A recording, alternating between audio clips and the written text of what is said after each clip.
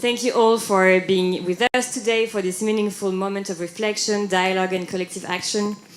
Today's forum, we hope, was not just another conference where we raise alarms and share troubling diagnoses before returning to business as usual. This forum, we hope, marks the beginning of a new momentum, one that we will give rise to concrete, innovative initiatives built on the conversations that you all had and the connections that we've forged. And there is no choice, to be honest. We don't have any other choice. To meet this moment, to overcome the threat we are facing and protect the next generation, our response must be bold, clear-sighted, collective, and creative. In fact, that work will begin now. Before we close this important day, I'm proud to officially announce the launch of a new transatlantic initiative developed in partnership with the Fulbright Specialist Program.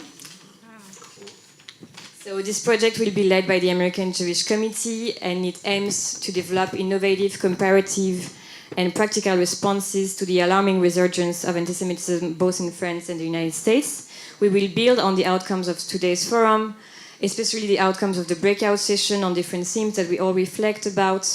Our office in Paris, and we will continue to work with CRIF on that. We'll welcome a Fulbright specialist who will work with policymakers, educators, civil society leaders to identify the best practices we've started to address today, to talk about today, and develop actionable recommendations to strengthen our collective response. So this will be more than a research project, but a commitment to building a lasting transatlantic framework that will empower the next generation, strengthen our institutions, and inspire civil society to unlock greater potential for long-term and meaningful impact.